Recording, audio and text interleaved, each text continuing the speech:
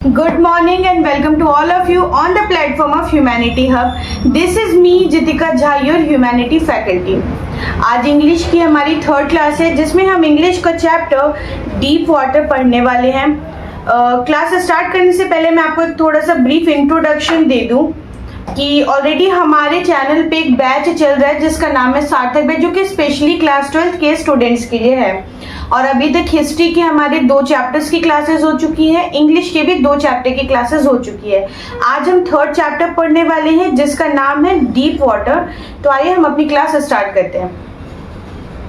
Basically ये जो chapter है ये एक राइटर के फियर के बारे में है, या राइटर आप ना भी कहें, एक बच्चे के फियर के बारे में कि किस तरीके से उसके मन में एक फियर जगता है, एक डर आता है, किस तरीके से डर पनपता है और किस तरीके से वो उस डर से ओवरकम होता है।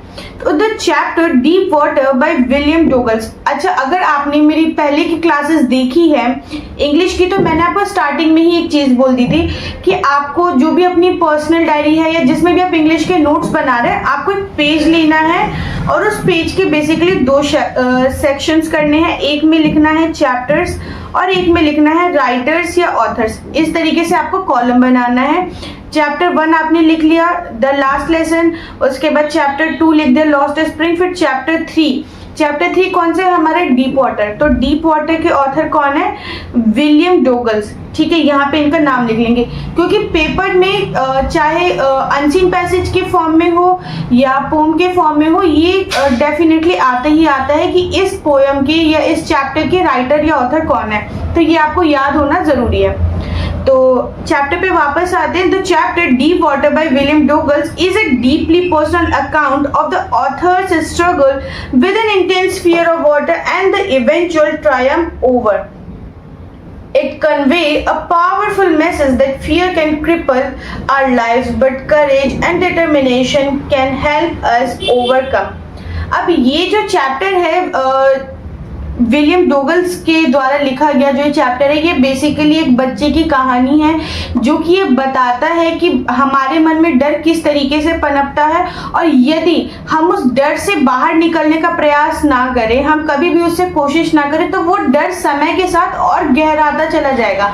हम कभी भी उसे ओवरकम नहीं कर पाएंगे। लेकिन अगर हमारे अंदर डिटर्मिनेशन है, हमारे अंदर अपने लक्ष्य को हासिल करने की इच्छा शक्ति है, ठीक, और अगर हमने ठान लिया है तो हम अपने डर से ओवरकम कर सकते हैं। नहीं तो इसका नेगेटिव रिजल्ट ये होगा कि टाइम के साथ हमारा जो डर है किसी भी चीज को लेके, किसी को पानी से डर लगता है, किसी को ऊंचाई से डर लगता है, किसी को आग से डर लगता है, ठीक है।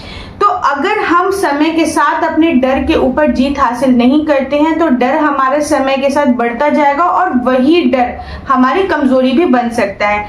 इसमें राइटर ये बताने का प्रयास करते हैं कि किसी भी इंसान को अपने डर से ओवरकम करने के लिए उसका क्या कहते हैं, उसका सेल्फ डिटर्मिनेशन यानी कि उसकी मजबूत इच्छा शक्ति होना बहुत जरूरी है।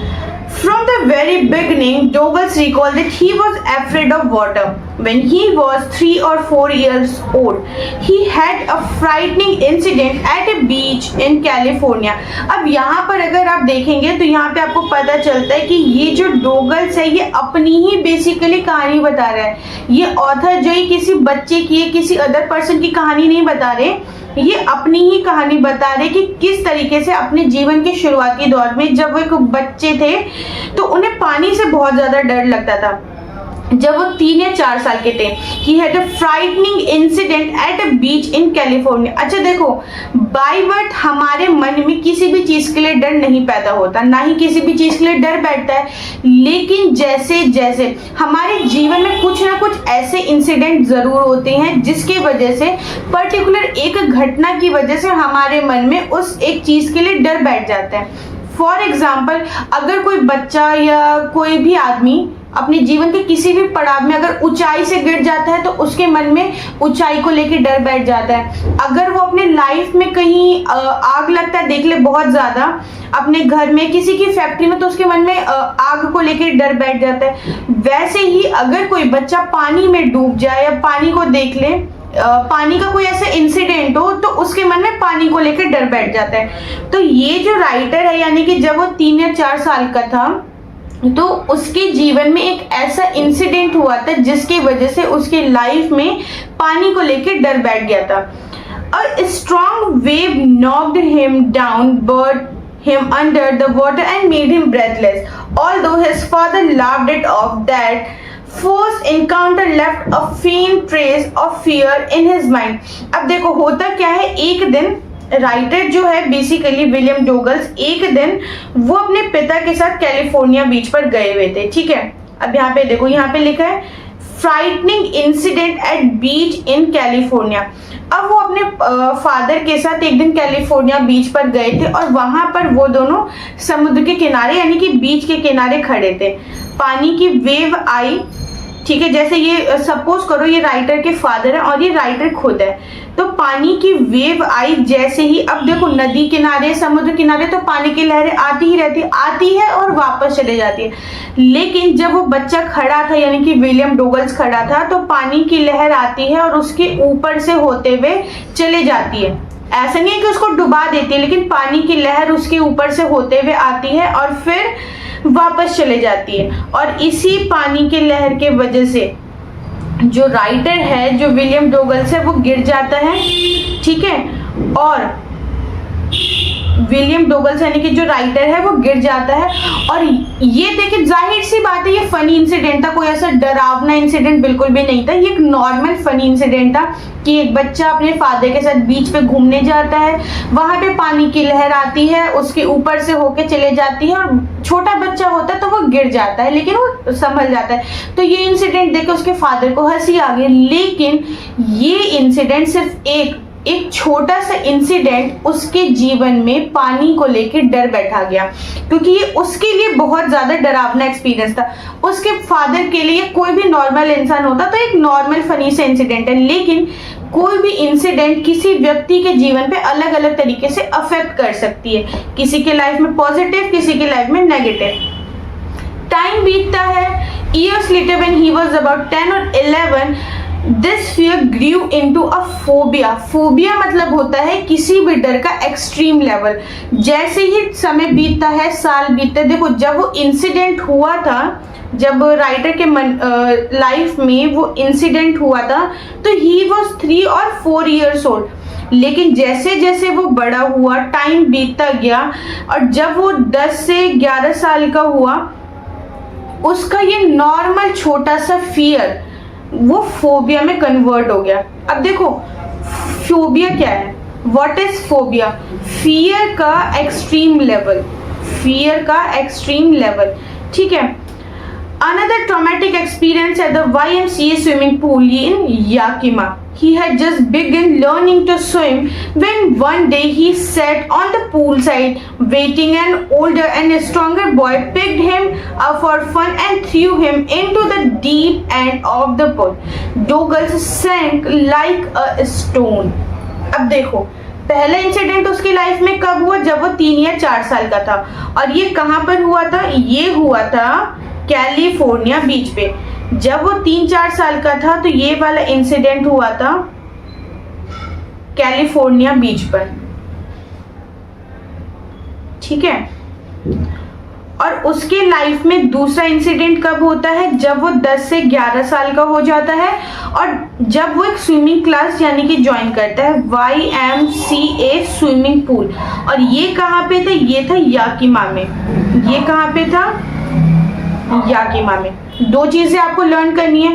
फर्स्ट इंसिडेंट उसकी लाइफ में कब हुआ था? जब वो 3 से 4 साल का था, कैलिफोर्निया बीच पर हुआ था, और जो वो अपने फादर के साथ गया था। सेकंड इंसिडेंट उसकी लाइफ में कब हुआ? जब वो 10 से 11 साल का था और उसने स्विमिंग क्लासेस बेसिकली ज्वाइन की थी, जो कि याकिमा में थी, जिसका नाम था YMCA स्विमिंग क्लासेस।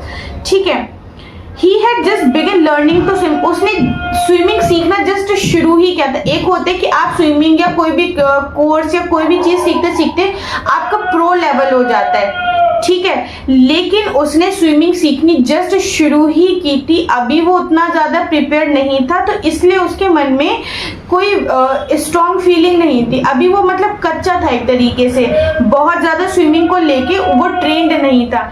तो जैसे ही उसने स्विमिंग क्लासेस सीखनी शुरू की, एक दिन उसी की स्विमिंग क्लासेस का एक बच्चा जो कि उससे एज में 4-5 साल बड़ा था, वो आता है अपने एंजॉयमेंट के लिए। होता है ना, बच्चे टीज करते हैं एक दूसरे को, रैगिंग करते हैं कॉलेजेस में, तो उसके स्विमिंग क्लासेस में उससे 4-5 साल बड़ा बच्चा आता है और उसको उठा के स्विमिंग पूल के एकदम डीप साइड में, क्योंकि स्विमिंग पूल का डीप साइड एकदम कॉर्नर वाला होता है, वहां पे उसको वो पटक देता है। और जैसे ही वो उसको पटकता है तो जो राइडर था वो लगभग एक तरीके से डूब गया था, सैंक, जैसे कि पानी में पत्थर डूब जाते इजिली, वैसे ही वो बच्चा यानी कि वो डोगल्स वो भी डूब गया था।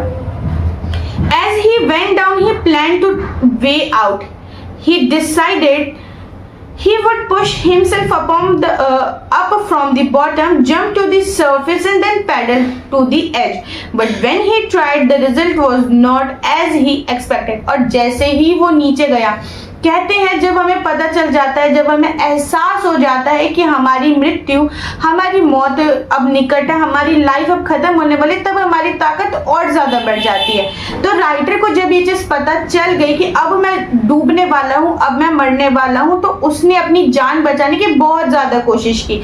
उसने क्या किया, अपने आप को स्विमिंग पूल में नीचे से ऊपर की तरफ धकेलने की कोशिश की, ठीक है। उसने काफी ज्यादा पैर मारे, लेकिन जैसे ही जितनी उसने कोशिश की, रिजल्ट वैसा नहीं आया। He came up gasped for air and his mouth barely touched the surface before he was pulled down again. He made a second attempt. First attempt उसने किया बाहर आने का, ठीक है, फर्स्ट अटेम्प्ट उसका था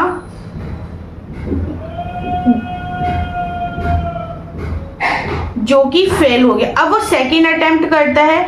he made a second attempt even more desperate, और सेकंड अटेम्प्ट उसने और ज्यादा ताकत से और ज्यादा डेस्परेसी के साथ किया, लेकिन वो सेकंड अटेम्प्ट में भी फेल हो गया। उसने फर्स्ट अटेम्प्ट किया अपनी जान बचाने का, उसमें फेल हो गया, लेकिन उसने जब सेकंड अटेम्प्ट किया तो वो सेकंड अटेम्प्ट में भी फेल हो गया। On the third descent he was exhausted, लेकिन थर्ड अटेम्प्ट आते आते अब वो पूरे तरीके से एग्जॉस्टेड हो चुका था, उसके अंदर ताकत नहीं बची थी, उसके अंदर हिम्मत नहीं बची थी। Terrified he gave up and lost consciousness, और जैसे कि थर्ड अटेम्प्ट आते आते उसने गिव अप कर दिया, उसने कोशिश करनी छोड़ दी। He was lying on his stomach beside the pool vomiting, though he survive the near death experience, इसे आप सर्कल कर लेना। The near death experience left a deep scar, deep scar मतलब होता है गहरा घाव। On his mind, the fear of water grew so strong that he avoided all the water bodies. The fear deprived him from many joys of life. He could not swim, go canoeing, fishing, or enjoy water sports.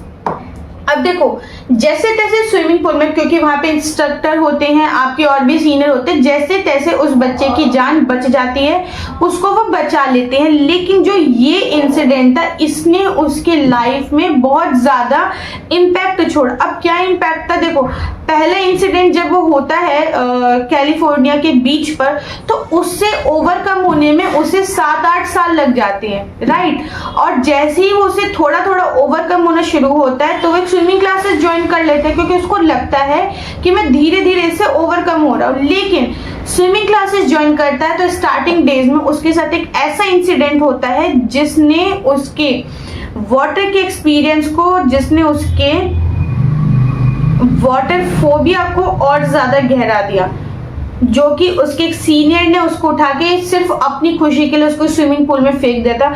अब ये जो experience था, ये पहले वाले experience से और ज्यादा डरावना था, ठीक है। ये वाला जो एक्सपीरियंस है स्विमिंग क्लासेस वाला, ये पहले एक्सपीरियंस से और ज्यादा डरावना था, क्योंकि उसने यहाँ पे अपनी डेथ को एक्सपीरियंस किया था कि मौत कैसे होती है, ठीक है। अब उसके इसी डर की वजह से, अब जैसे जैसे वो अडल्ट होता है, उसके इसी डर ने उसके लाइफ से उसकी बहुत सारी खुशियों को छीन लिया। जैसे कि वो कभी स्विमिंग पे नहीं गया, कभी कैनोइंग पे नहीं गया, मतलब उसके लाइफ में इस एक इंसिडेंट ने जितनी भी वाटर एक्टिविटीज थी, जितने भी इंजॉयमेंट थी वाटर से जुड़ी, वो हर चीजों से दूर होता गया, क्योंकि जब भी वो पानी के पास जाता तो उसको अपना ये इंसिडेंट याद आ जाता था। However, author realized that this fear was restricting his freedom and happiness. लेकिन जैसे जैसे ऑथर बड़ा होता है, जैसे जैसे वो 3-4 साल का बच्चा जब वो एडल्ट होता है, पूरे तरीके से मैच्योर हो जाता है, तब उसको ये रियलाइज होता है कि उसकी लाइफ का जो ये डर है ये उसको उसकी लाइफ की बहुत सी चीजों से दूर कर रहा है। जाहिर सी बात है, हमारे मन में जब किसी चीज के लिए डर बैठता है तो हम बहुत सी चीजों से दूर होते जाते हैं, जो करना हमारे लिए बहुत इजी होता है। Determined to overcome it, he hired a swimming instructor who trained him patiently step by step। और उसने ये डिसाइड कर लिया, कहते हैं one focus can change your entire bloodline। ठीक है, आपका एक फोकस आपकी सारी चीजों को, आपके बहुत सारे डर को भी खत्म कर देता है, अगर आप अपने एम को पूरे डिटर्मिनेशन के साथ उसके लिए प्रैक्टिस करें। ऑथर ने डिसाइड कर लिया कि अब वो अपने इस डर से ओवरकम होकर रहेगा। उसने एक स्विमिंग इंस्ट्रक्टर हायर किया जिसने उसको पेशेंटली स्टेप बाय स्टेप तरीके से ट्रेन किया। The instructor made him practice breathing while holding a rope across the pool. Then he taught him different strokes using a belt and pulley system to support him. Over several months, Douglas learned to swim. और basically जो ये 3 से 4 साल का बच्चा था, धीरे धीरे बड़ा होते होते जैसे इसके मन में डर ने जगह बनाई, इसका डर एकदम फोबिया बन गया। लेकिन जब उसने अपने फियर से ओवरकम करने का डिसाइड किया, उसने इंस्ट्रक्टर हायर किया, उसके बाद कई महीनों की कोशिश के बाद वो अब एक स्विमर बन चुका था, just because of his trainer. But even after mastering the stroke, the old terror would sometimes return unexpectedly. To conquer it fully, Douglas decided to test himself in real water. अब देखो, swimming pools में पानी होता है लेकिन वो natural नहीं होता है, ठीक है, क्योंकि उसको आप जब चाहो खाली कर लो, जब चाहो उसको साफ सफाई कर लो, जब चाहो भर दो। लेकिन अब जो ये बच्चा था ना, जो डोगल्स था, जो बड़ा हो चुका था, जो कि स्विमर बन चुका था, उसने ये डिसाइड किया कि कभी कभार ना उसके लाइफ में, भले अब वो स्विमर बन चुका था, भले उसका डर से वो पूरा ओवरकम हो चुका था, लेकिन उसने डिसाइड किया कि अब मैं रियल वाटर में, यानी कि रियल रिवर्स में, रियल सी में अब मैं प्रैक्टिस करूंगा, क्योंकि कभी कभार उसके मन में उसका वो पुराना डर फिर से वापस आ जाता था। He swam across lakes, rivers, repeatedly challenging his fear. Each time he felt terror rising inside him, but instead of running away, he confronted it head on. Finally, after repeated trials, he gained confidence. यहाँ पे notice करना, after repeated trials, he gained confidence and was completely free from the fear. The author reflected that his victory over fear was a life-changing experience. He realized that fear itself is the greatest enemy. उसको ये realise हो जाता है कि जो हमारा सबसे बड़ा दुश्मन है, हमारा कोई पड़ोसी नहीं, हमारे कोई रिलेटिव नहीं, इवन हमारे अंदर का डर होता है। उसने ये डिसाइड कर लिया कि अब मैं रियल वाटर में प्रैक्टिस करूंगा, चाहे वो लेक हो, रिवर हो, कुछ भी हो, लेकिन अब मेरी प्रैक्टिस रियल वाटर में होगी। हालांकि अब वो स्विमर बन चुका था, लेकिन पुराना डर कभी कभार उसके लाइफ में वापस आ जाता था। लेकिन उसने इतनी ज्यादा प्रैक्टिस की थी अपने डर से बाहर आने की, जिस वजह से उसके अंदर कॉन्फिडेंस आया और वो कंप्लीटली पूरे तरीके से अपने डर से अब वो फ्री हो चुका है एकदम। ठीक है, ऑथर इसमें हमें यही बताने का प्रयास करता है, यही बताने की कोशिश करता है कि जो हमारा डर है, हमारे अंदर का डर है, वही हमारा सबसे बड़ा दुश्मन है, ना ही कोई रिलेटिव, ना ही कोई फ्रेंड, ठीक है, ना ही कोई known person. More dangerous than death. Once a person overcome fear, then they can live freely and fully. कोई भी इंसान, चाहे वो प्रिजनर हो, ठीक है, चाहे उसके मन में किसी भी तरीके का फोबिया हो, जब तक उसके लाइफ में डर है, किसी भी इंसान के मन में, किसी भी इंसान के लाइफ में जब तक किसी भी टाइप का फियर है, तब तक वो पूरे तरीके से फ्री नहीं है, तब तक उसके लाइफ में फ्रीडम नहीं है। आप समझ रहे हो मैं क्या कहना चाहती हूँ? किसी भी इंसान की लाइफ में जब तक किसी भी तरीके का फियर है, उसकी लाइफ में फ्रीडम की कोई जगह नहीं है। तो अगर आप अपने फियर से ओवरकम कर लेते हैं, तब आप रियल मायने में फ्री होते हैं। तो ये थी बेसिकली चैप्टर 3 डीप वाटर उसकी क्लास। आई होप आपको ये क्लास अच्छी लगी होगी। अगर आपको ये क्लास अच्छी लगी तो सबसे पहले इस वीडियो को, इस क्लास को लाइक करें और चैनल को सब्सक्राइब करें ताकि आने वाले क्लासेस की नोटिफिकेशन आप तक पहुंच सके। Thank you so much.